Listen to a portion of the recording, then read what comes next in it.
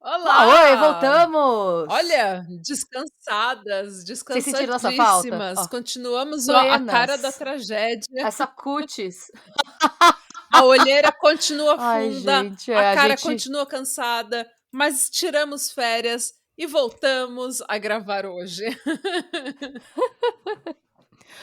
e voltamos com pesadão, tá, gente? Prepara, porque hoje eu tenho um Eu pesadão não sei o que eu tô que você vai fazendo. ficar chocada, Eu Natália. esqueci de como apresentar essa porra Tudo bem. das férias.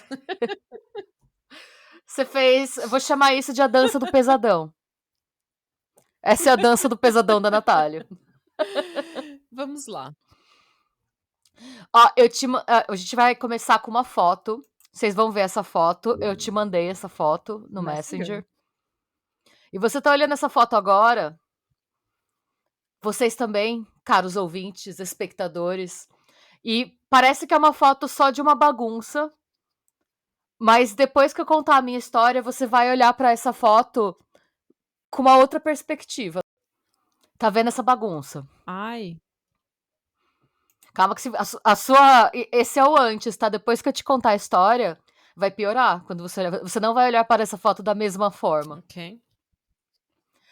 Essa foto é do interior de uma casa em Ibadan. Ibadan é a capital do estado nigeriano de Oyo. E é a terceira maior cidade da Nigéria, tá? Só tá atrás de Lagos, que é a capital, né, e de Kano. A gente vai voltar um pouquinho no tempo para 2014. E em março de 2014, um grupo de mototaxistas, um detalhe que na Nigéria o modo de transporte, tipo transporte privado, mais comum não é táxi, é mototáxi. A galera usa muito mototáxi lá. E a comunidade de mototaxistas, muito embora eles sejam concorrentes, ela é muito unida, porque é uma Sim, como profissão no muito Brasil, perigosa. né? Sim. O táxi já é considerado perigoso, porque você fica vulnerável à noite. O mototáxi é pior ainda, Uhum. porque você tá vulnerável, né? Então, é comum que aconteça esse assalto, alguém pede um mototáxi, aí você chega lá, tem 2 pessoas Ah. escondidas que roubam a moto. Então, ao mesmo tempo que eles competem, né, eles têm essa relação de proximidade, E não, um e cuida lá muito na do outro. Nigéria o trânsito é pior que o Brasil, né, você já viu? Você já viu no 90 Days Fiancé? É, já. Sim, o Soulja Boy Gente! e o trânsito na Nigéria. É um caos, gente. Então, assim, tem essa comunidade unida e eles estão sempre se comunicando exatamente para evitar assalto e Uhum. situação de risco, né? E desde o começo de 2014, muitos mototaxistas de Ibadan começaram a desaparecer. Ok.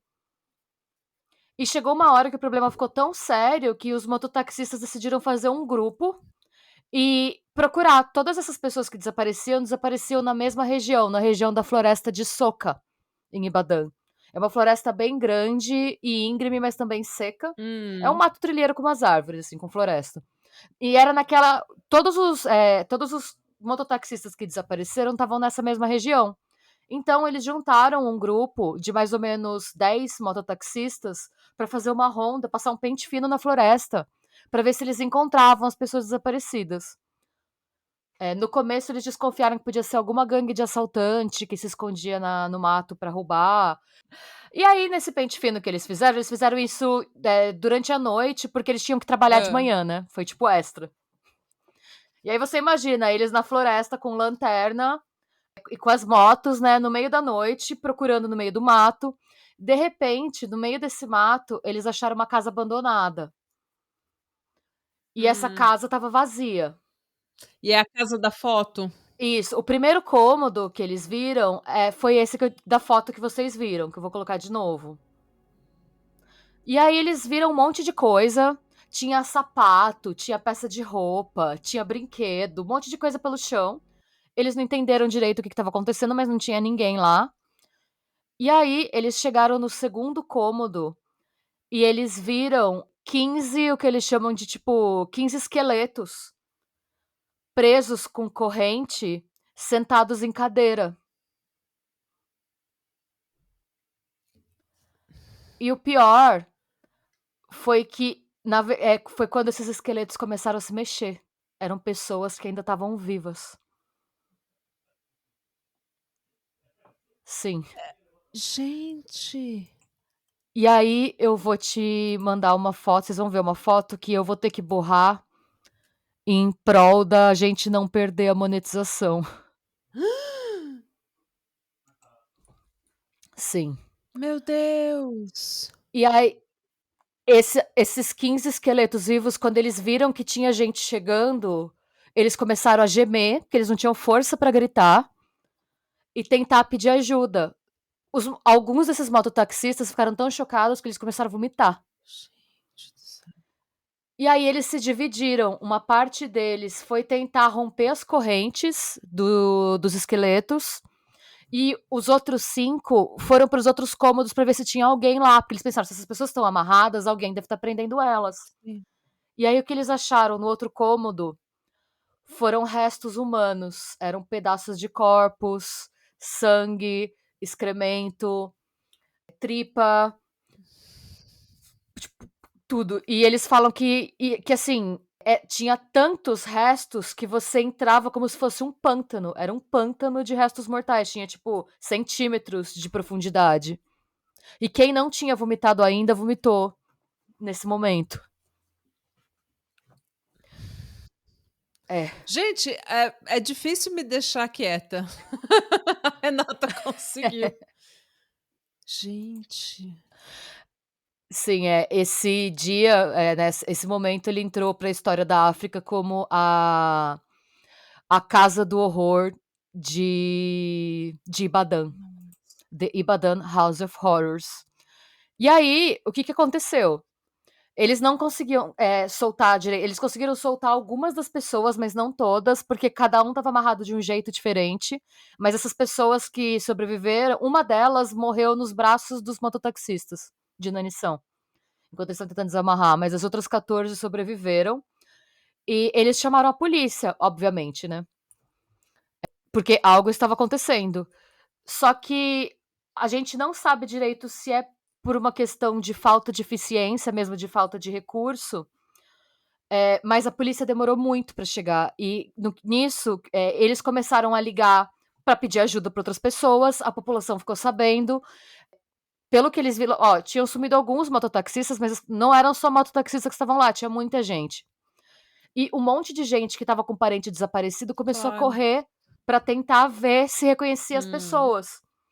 E nisso, quando a polícia chegou, em vez da polícia imediatamente pegar ajuda para as pessoas, a polícia só isolou o perímetro e não queria que ninguém entrasse. E nisso começou um motim de 50 pessoas que queriam entrar para ajudar a galera que estava lá dentro. E tem outra coisa, a casa era tão grande que ninguém sabia se eram só aquelas 15 pessoas ou se tinha mais gente. Meu Deus. E aí uma das pessoas deu uma entrevista, né? Teve uma rede de TV que chama Saara News, que estava fazendo uma matéria lá. E a pessoa que deu a entrevista falou: queremos resgatar nosso povo que ainda está na clandestinidade, clamando por ajuda. Porque tinha mais gente na casa, eles ouviam um grito. Mas a polícia está dizendo não e estamos com raiva. Nisso, pelo menos 20 pessoas ficaram feridas, as pessoas do motim que tentaram entrar. E 12 veículos, porque a galera começou a ir com o que eles tinham, né? Com carro, com moto, tinha carro de polícia, tinha carro de TV. 12 veículos foram danificados, porque essas 50 pessoas que foram lá pra frente, e quando elas viram que a polícia não ia deixar eles entrarem, eles começaram a se armar e ir pra cima da polícia. Esses manifestantes estavam armados com paus, facões e arco e flecha. Nossa senhora. Gente, mas a polícia precisa a mulher precisa a mulher não, a polícia precisa proteger a área, eles não podem simplesmente deixar todo mundo pisar na área, assim. Sim, é que virou uma situação de mob, né?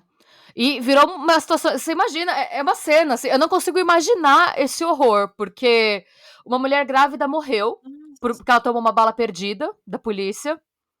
A polícia jogou gás lacrimogêneo nas pessoas. E no que a polícia jogou gás lacrimogêneo nas pessoas, a multidão incendiou um policial vivo. Porque acharam que ele era o dono da arma que tinha disparado contra a mulher. Jesus. Gente, que essa Sim. história tem tudo. Essa é uma das coisas mais horríveis que eu já vi na minha vida, assim, de verdade. E aí, o que eles descobriram? Que, na verdade, eu não sabia que isso acontecia, eu fiquei um pouco chocada, assim. Na Nigéria, é muito comum que pessoas sejam sequestradas e usadas para fazer feitiço. É.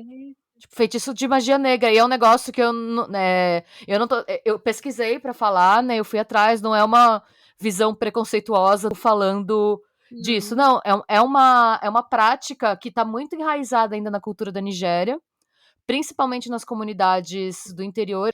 E é um negócio extremamente lucrativo.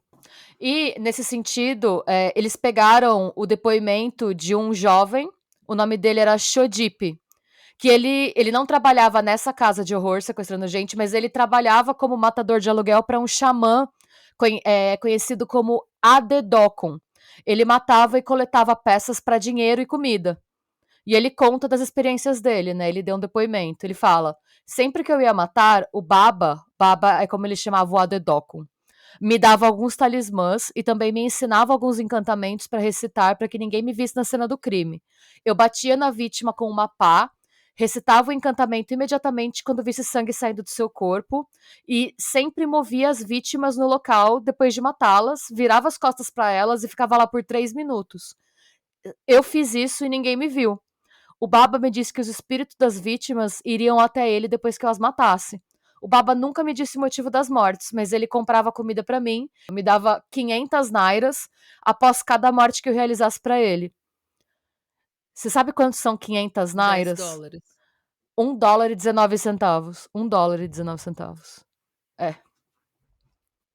Então, o que eles acreditam, e o que a polícia disse, é que a operação em Ibadan durava pelo menos alguns anos, porque eles acharam provas de pelo menos 1.000 pessoas diferentes tendo sido mortas lá, entre peças de roupa, carteiras de identidade, e tudo. O que você viu, aquela primeira imagem que a gente começou, era o que as pessoas tinham nelas. As pessoas eram despidas e colocadas naquelas cadeiras. É, e a, eles tinham um processo que era quanto mais magras as pessoas iam ficando, eles iam colocando elas nos andares de cima da casa, porque elas tinham menos chance de fugir. E as pessoas que estavam no subsolo da casa eram as pessoas que ainda estavam fortes, que tinham acabado de ser capturadas. É. Alguns dos sobreviventes deram depoimentos. Essas pessoas eram a Titi Adeni Dokpezi, o Wayo Atoyebe, o Nafiu Shito e o Michael Ola. O Michael Ola, ele disse que ele estava há 1 ano sendo mantido em cativeiro, e ele foi pego quando ele estava vindo de uma cidade que chama Oke-Ogun. Ele estava indo cuidar dos pais dele que estavam doentes e acabou sendo sequestrado por algumas pessoas no meio do caminho. Ele falou que bateram na cabeça dele, ele ficou inconsciente, que quando ele abriu os olhos ele já estava amarrado. E ele também falou que os sequestradores passavam lá periodicamente para ver como eles estavam e para trazer mais gente. E ele fala que eles comiam uma vez por semana, mas que às vezes eles ficavam até 3 semanas sem comida. É. O Nafio Shito, ele disse que ele estava vendendo comida numa região lá da Nigéria que chama Gate Area. E alguns homens vestidos de policiais colocaram ele num carro que estava guardando, num carro e sumiram com ele no carro. A Titi Adeni, ela disse que ela foi forçada a entrar num carro de polícia 2 meses antes, por umas pessoas que falavam que ela estava sendo presa e ela era procurada em outro estado da Nigéria. E ela falou que ela foi sequestrada na frente da casa dela. Ela falou: ninguém estava por perto, minha família estava em Lagos. Disseram que eu era procurada e que vieram me prender. Então me levaram embora em seu veículo. Mais tarde me encontrei naquela floresta. Gente, E aí. é, será a polícia estava envolvida nisso, a polícia mesmo, ou era só gente Então, vestida de esse é o. polícia? Qual que é o ponto? Tem gente dizendo. O que, que eles dizem? Porque até hoje ninguém foi preso, tá? Esse crime não foi punido. Por quê? Esses feitiços que envolvem parte do corpo, normalmente, pelo que eu pesquisei do Juju, eu pesquisei um pouquinho, vocês vão ver, gente, todas as minhas fontes estão aqui embaixo. Vocês vão ver que tem bastante fonte, porque eu pesquisei bastante para entender se realmente era alguma coisa de feitiçaria, se era preconceito, o que que era. Mas parece que realmente é uma crença que as pessoas têm. É um feitiço, são feitiços caros e são feitiços geralmente voltados para você ganhar poder, influência e dinheiro. É, lá, pelo que eu tava olhando, e saiu uma matéria eu acho que foi da BBC, um assassinato que aconteceu em 2017. Hum. Os feiticeiros chegam a pagar $25 pelo corpo morto. O que na África é muito dinheiro. Quando você compara. Vocês viram que É. 500 nairas dá $1 e pouco, né? $25 é muita grana. Então, assim, se o feiticeiro compra por esse valor, ele ganha pelo menos o dobro disso. É muito dinheiro pra você fazer um trabalho Uhum. desse. Então, o que, que eles desconfiam? Que a polícia não deixou ninguém entrar porque eles estavam limpando evidência. Não porque eles estavam isolando a cena do crime. Uhum. E que provavelmente tinha gente muito rica envolvida que não. Que, assim, no final ninguém pagou por isso, tá? A situação ela tomou uma proporção tão absurda que o governador de Oio teve que ir lá para Ibadan fazer um pronunciamento, né? Colocar panos quentes para ver se ele diminuía os Uhum. riots, né? Eu vou pegar a declaração dele. O nome do governador de Oio é era, né, em 2014, Abiola Ajumobi. Ele disse: aqueles por trás desse ato covarde serão punidos por Deus. Nós também os puniremos quando os pegarmos, mas eles nunca pegaram Hum. ninguém. Em 2017, no estado de Ogun, que fica a 80 quilômetros de Ibadan, uma menina de 17 anos foi assassinada pelas partes do corpo dela serem usados em rituais para trazer riqueza e prosperidade. Isso saiu numa matéria da BBC. E foi aí que eles falam do preço. Nessa situação, 3 pessoas foram presas, incluindo o cara que falou que ele vendeu os pedaços do corpo que o feiticeiro pediu por $25. E aí eu vou citar um trecho da matéria da BBC que eu traduzi, que fala um pouco sobre isso. Os praticantes de feitiçaria tradicionais são amplamente consultados para curas de várias doenças e porque se acredita que têm poderes mágicos para proteger seus clientes de uma ampla gama de infortúnios e trazer boa sorte. O feiticeiro, que também está detido, admitiu ter recebido partes do corpo humano, mas disse que não contratou assassinato. Basicamente, o argumento dele foi: eu comprei as partes do corpo, mas eu não pedi para ele matar ninguém. Essa menina que foi morta, ela era vendedora de doce na rua. Nossa, gente. E nunca é ninguém rico, né, que é assassinado. Não. É isso que É. a entidade só quer gente pobre. E esse Hum. trabalho, a polícia só conseguiu pegar o cara porque a população local se rebelou e foi investigar ajudando com a polícia. Eles falam que o trabalho colaborativo entre polícia e um grupo de vigilantes local levou à prisão do feiticeiro. Gente. É. E aí, quando a gente acha que não piora, em 5 de novembro de 2019, o comando da polícia do estado de Oio invadiu outra casa dos horrores. Aquela primeira casa de 2014 era tipo uma colheita de órgãos, assim, um espaço de colheita de órgãos, né? Essa era um centro de detenção ilegal. Era numa mesquita. Eles resgataram 259 pessoas que eram mantidas como reféns há pelo menos 5 anos. Foram 191 homens, 34 mulheres, 11 crianças e 23 doentes. É. Mas a a Olha, eram pessoas casa na mesma cidade. gente, mas a casa de era uma casa de detenção? Mas tipo Era uma casa de detenção clandestina. Era o que os líderes religiosos pegavam gente que fazia coisa que eles achavam que era contra a religião ah. e prendiam as pessoas legalmente lá. Também em Ibadan. E, gente, pessoas de Badan, ninguém desconfiou que tem uma casa de detenção clandestina? 259 pessoas. E o que eles estimam é que ainda existam muitos centros na região, porque a região é muito grande e a floresta Ah, ajuda a esconder, uhum. né? Então a gente não sabe, pode ser que daqui a pouco descubram mais Meu uma. Deus, gente. É isso, gente.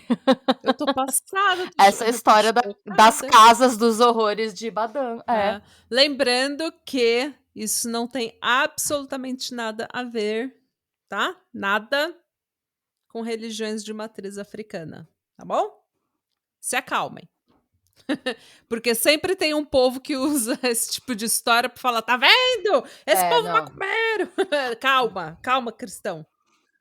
Não, não tem, não tem nada a ver. Tanto que esse segundo era uma Calma, família mesquita, né. cristã. Esse caso em especial de 2019 não tinha nada a ver com nada Uhum. mesmo. Era só uma casa dos horrores de a única coisa que eles tinham em comum é que eram 2 casas dos horrores. Gente, Sim. estou sem reação. Bom domingo, Bom galera. domingo. E é isso. Mas, gente, eu tô Eu fiquei chocada como a gente pode não saber que essas coisas ainda acontece. acontecem. Eu Como é que sei que pode a gente tem não faz alguns, tipo, alguns países na África, não alguns países, alguns lugares da África. Quando a gente fala África é um continente gigantesco, né. Então, alguns lugares, tipo, cidade do interior, bem lá, sabe, no interiorzinho, assim, que o pessoal não tem realmente, muita instrução, dinheiro, enfim.